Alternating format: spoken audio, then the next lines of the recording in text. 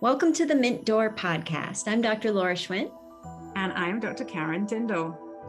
And we are honored today to bring to you Shannon Blackmon.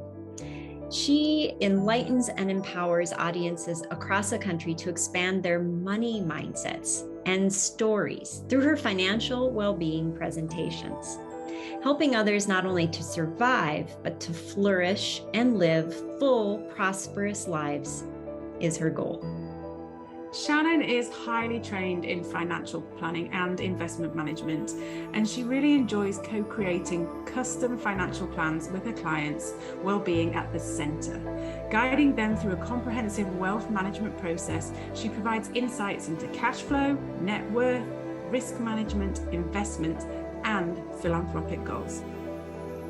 Shannon earned a bachelor degree in psychology from the University of Arizona and her certificate in financial planning from Boston University. Shannon is a registered life planner through Kinder Institute, and she serves as co-chair for the Horizons Foundation's Professional Advisors Council. She is a member of the Dental Speaker Institute and Dental Speakers Bureau. We are super excited today to get into the taboo topic of money and welcome Shannon as she helps us navigate this exciting topic.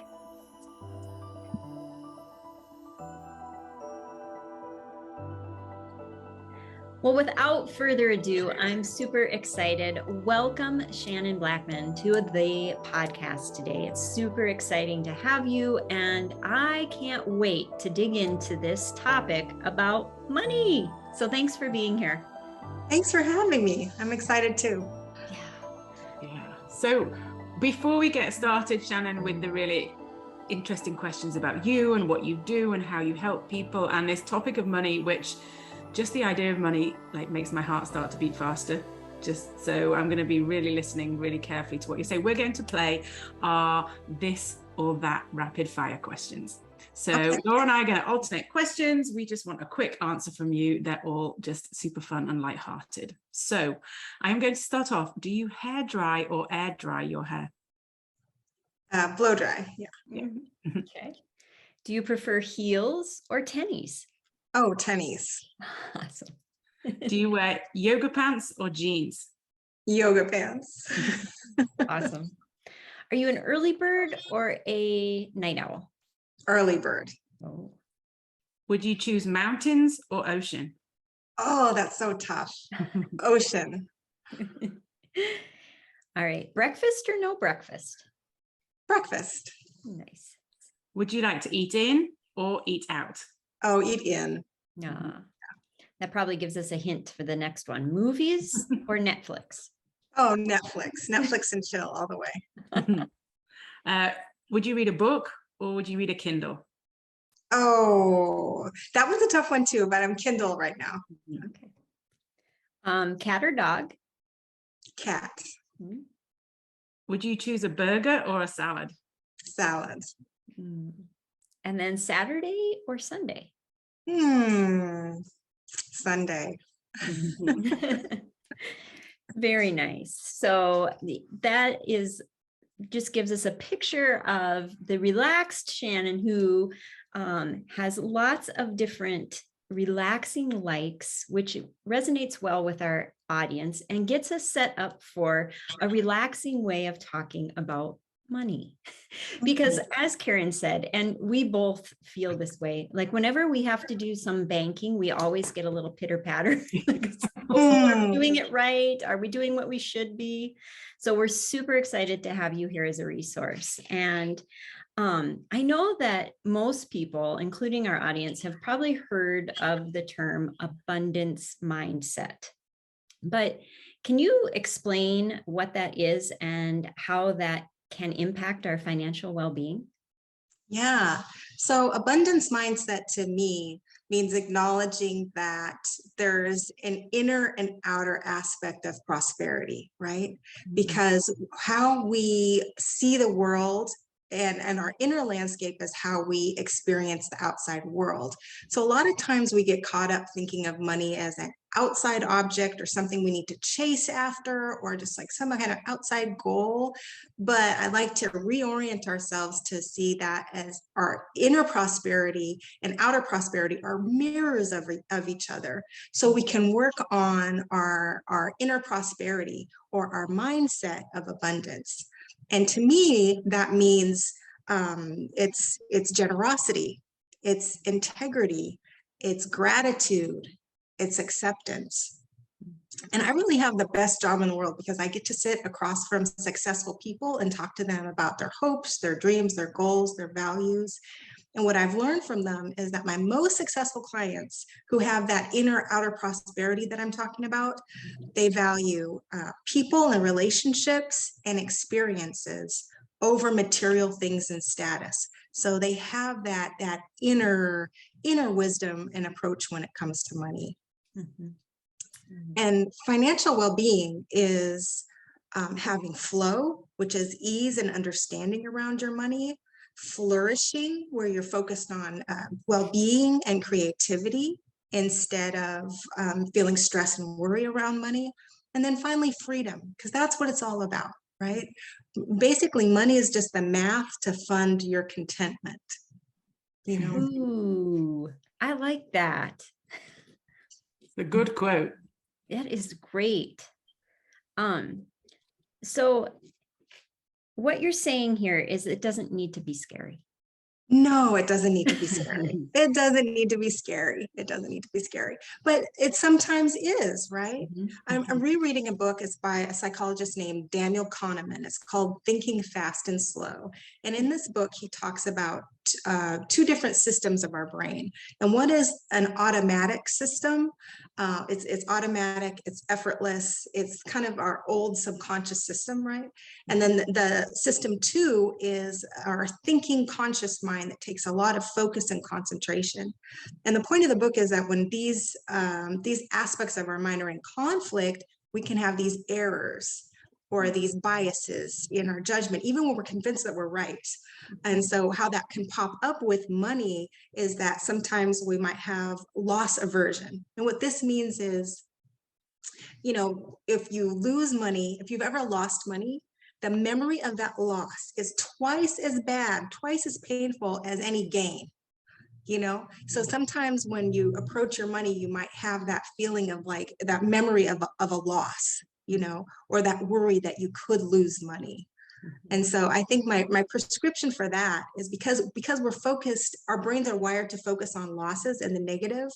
My prescription for that is to celebrate abundance. So celebrate those moments where you open an education account for your children, or every time that your contribution comes out to your retirement account.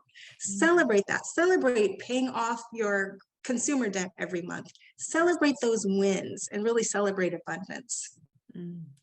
You put it so straightforwardly, and it's simple and it's easy to understand. And much like in healthcare, there are so many financial terms that are difficult to understand, or we may not be clear on their definitions. So for how you help people, financial literacy is a piece of this. Right, right. Explain to us what that really means with how people come to understand, because that's taking some of the fear away, isn't it? Once you explain what things mean, it's not so scary anymore. Right, right. And I think my job is to really help people move things from, you know, the unknown column to the known column. And once you know it and you understand it, then it's much less intimidating. But yeah, the financial services is just replete with jargon and acronyms and complicated ways of thinking. And financial literacy is so important too, because it's a survival skill of the 21st century. We don't really have a choice. We don't have a choice of, you know, opting into the money system. We're just born into it, you know, so we have to learn it, which is unfortunate, but it can be done. I like how you say that we don't really have a choice. Like we have a choice No. what career we choose, what schooling we choose, but we really do enter into the money system, and that is something we need to learn. Right, right. We do need to learn it. And I think the most important concept to learn about money is the time value of money. And this is just the math of abundance. It's the math of growth. Mhm. And so basically it means that if you put your money someplace where it can grow and be invested, it will grow over time to become more. Mhm. And so it's about putting it in the right place. Yeah. Yeah. And I suppose that you probably work with people that are all over on the spectrum of where they're at with that in that linear equation, right? Where Right. they have good literacy and they understand, to someone who really doesn't have very much literacy. Right, right. Definitely, definitely. Because you know, people can be really good in their careers and really focused on that. And the money system is a whole other thing that, you know, people have different gifts and different values. And so people are on different sides of the spectrum of that. Mhm. Awesome. I know, you know, we've known each other for a little while and we've had some conversations, and in our past conversations, it's been evident that you have a passion for women and money Yes, yes. and how women can manifest abundance. Can you just expand on how this started and why this is your passion, and just highlight a little bit about this for us? Yeah. So my favorite thing is to talk to women about money and abundance. And you know, women, as women, we have so many different roles, right? Just one woman could be a mother, a doctor, an employer, a soccer coach, a partner. So much, we carry so much. And then we have certain headwinds when it comes to saving and investing for ourselves. One of them is that we live longer. We live longer than men. So that means that we need to plan for higher healthcare costs and for a longer time of living. We're in our non-working years. So we have that. We're often caretakers. And maybe we have taken some time out of the workforce to care for like an elderly parent or children, right? This happens. Mhm. We have all these different headwinds. And on top of that, oftentimes we earn less than men do. Mhm. So that's really my passion, is to help women through this. And you know, one of the most pervasive money scripts in society today, money scripts are things that we've absorbed from society about money or from our parents. But one of the most pervasive ones is that women aren't good with money, or women aren't good with investing. And this couldn't be further from the truth. So I love to take concepts, you know, investment concepts like portfolio construction, right? It seems very complex, but it's really no different than making a recipe. That's all it is, you know, that's all it is. So I like to break those concepts down into just everyday terms that we all understand, you know. Mhm. Do you find too that, and this may be a little stereotypical, but that women sometimes in their life, the men have always taken care of the money, and so they have a little less financial literacy than the men? Yeah, yeah, it's true. It's true. And women do report having less confidence too when it comes to money and investing than men do.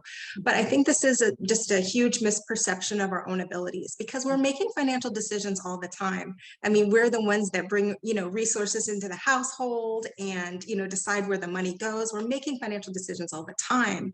And so it's really no different. Like, you know, if you go, you know, to a store and you find a really quality blouse, but it's on sale, or you find a good house in a good school district, in an up and coming neighborhood.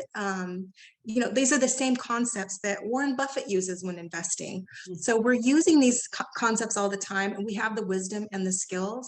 And I will say that the financial services is kind of geared towards, can I say this, like older white men, right? It's geared towards those people. And maybe a different framework for women would be like speaking in groups about money, and getting that conversation started, because we've always shared in this collective wisdom as women.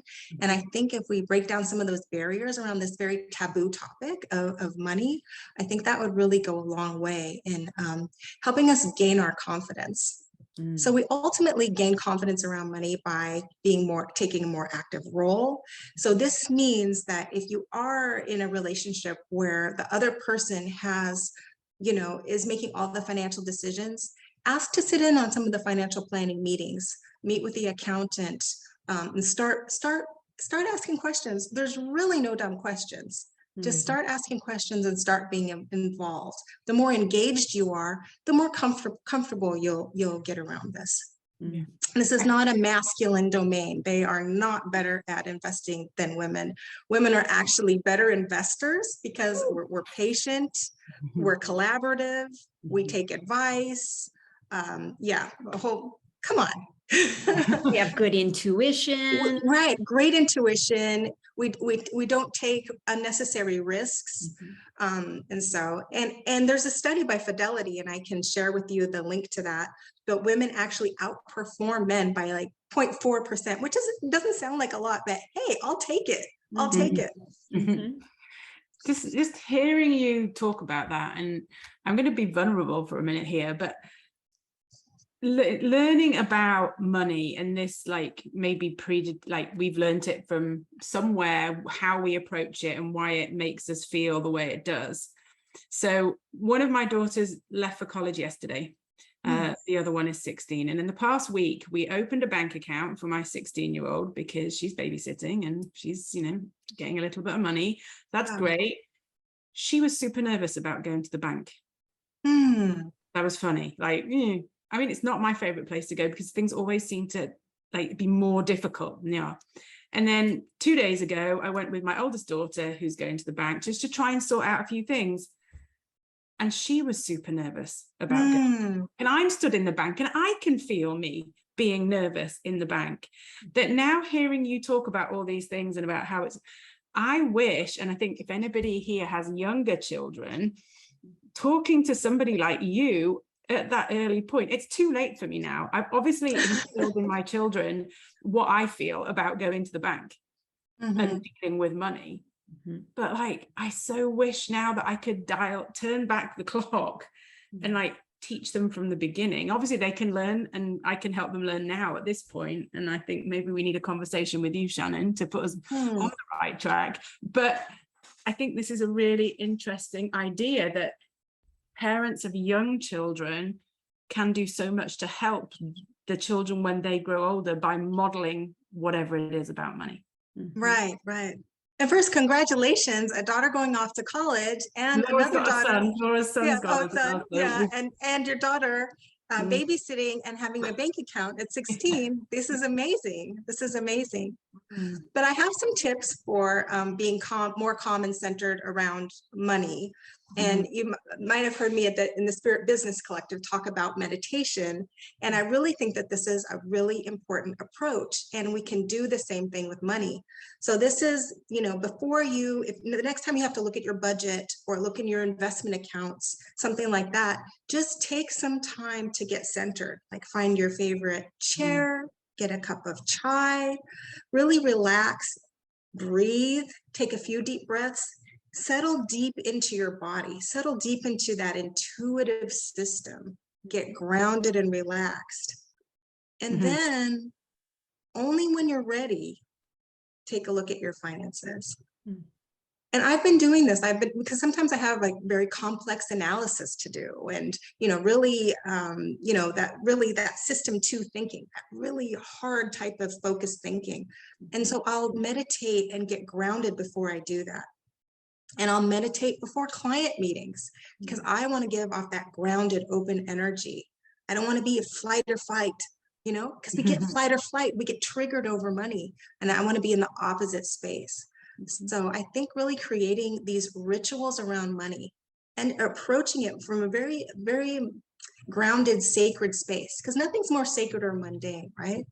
But approaching it from this different space, I think is so helpful. That was I found it helpful. That was exactly the word I was going to say. That is so helpful. That's And excellent advice. I'm going to share that with my girls now. Yes, Next yes. time they have to go into the bank or they have to think about money, that it's that. And I don't know, it's so simple. Mhm. Yeah. But it's connecting those two things together that you can do one thing to make the other. So Right. thank Right. you for that. Yeah, I bet connecting that with, or combining that with gratitude then right before, I bet that would be, Oh, yes. Yes. Just reframing the entire experience, reframing it, making it your own, that's that inner prosperity. Mhm. Oh, wow. wow, this is brilliant. This like totally I'm getting, changes. Yeah, I do. I have the hair on my back of my neck is standing up for good reason this time. Yeah. So that's fantastic. I also love what you said about getting women together to talk about money. Yes. Because it Yeah. can be very intimidating if you go into a room with older white men. Right, right. And you're, the woman who maybe stayed home for a period of your life with your kids and aren't at the same place that they are, but maybe are ready to learn or maybe are ready to take the next step. And so I love that, that's a big focus of the Mint Door, is bringing women together for vulnerable conversations. And I think that you really hit on something there. Yeah. Yeah, we have so much wisdom when we come together, and we may have different values than some of the men do. We're less focused on returns and bottom line and, and dollar signs than we are about, providing for the people that we love and, expressing our hopes and dreams and charitable giving. So it's good for women to come together and talk about these things. Oh, It's just so intentional about how you approach this topic. And I have a slightly, we'll come off the financial questions for a minute, but when Laura and I created the Mint Door, and it's our 1-year birthday. So, happy birthday. So that's super exciting too. So it's 1 year since we came up with the idea, but we had the question of what color were we going to make the door? We decided on mint green, because of all sorts of reasons, which we've explained before, and I won't go into here, but if you had a door, what color would you paint it? Wow, what a wonderful question.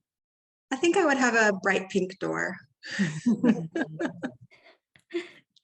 I love it.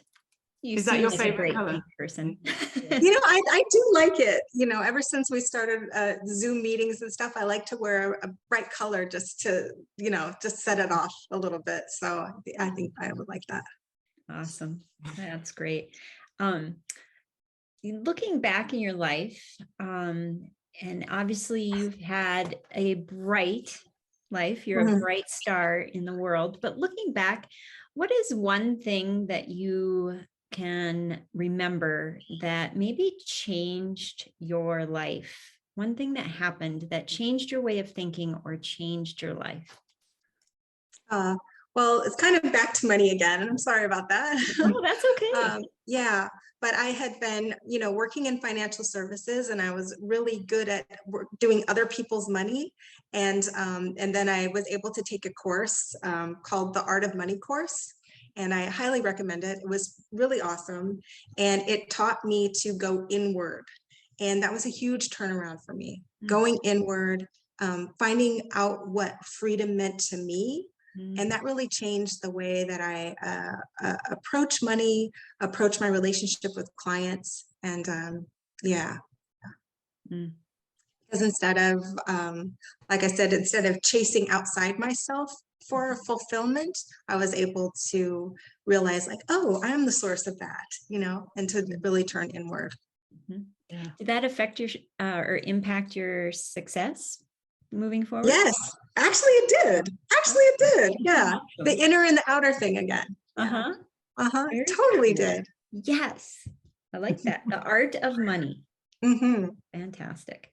Yeah, it's intriguing. And I think like even when you say the word chasing, you get this idea that it's people are it's hard. It's right. And then you stop chasing, slow down. Then you find what it is that you're looking for. And I mean, that's the thing with high achievers, isn't it? Is that we're so busy all of the time. Right. We can forget the little things and the things that are going to really make a difference. Right. Things that also bring us joy. So we were curious that, do you have like a favorite memory or an activity that you've done or something that really brings you joy? Let me think. I love bodies of water. So I love like being lakes and oceans. And those have been my most joyful moments, my feet in the water, looking over the horizon. And yeah, watching my children play there. Just, it warms my heart. Mhm. That's a nice picture. Yeah, that's one of my joys too. Water. Yeah. Oh, wonderful. Well, this has been incredibly enlightening, and I already feel better about money. I will admit, just like Karen, I was nervous to talk about this, but I feel a little better. And I know that you would be a wonderful person to go to if I had questions. I know that coming up, you have in September, on September 23rd, a money mindset workshop. Can you tell us a little bit about that? Well, we're going to be going through with some exercises to go deeper into our money stories and kind of dismantle those. Then we're going to do some life visioning to find out what's most important to us and express that. And then we're going to come up with a 1-year action plan to, fund what we really want out of life. So I'm excited for this. That sounds really good. I love it when you can go to a workshop and come out with an action plan. Yeah. That's awesome. And then you also do financial coaching. So explain a little bit about that and what that would involve and how someone would contact you if they were interested in financial coaching.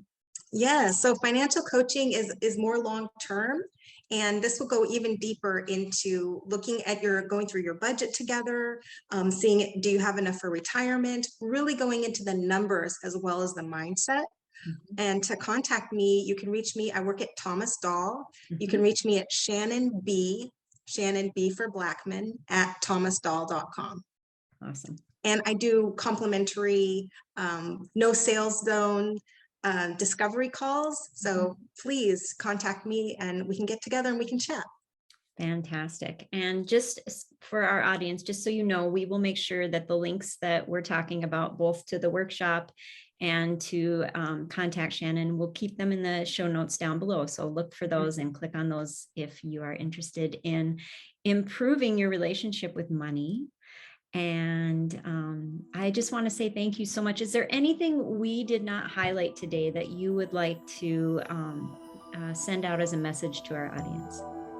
No, I just hope that you experience flow, you flourish, and experience freedom. That sounds great.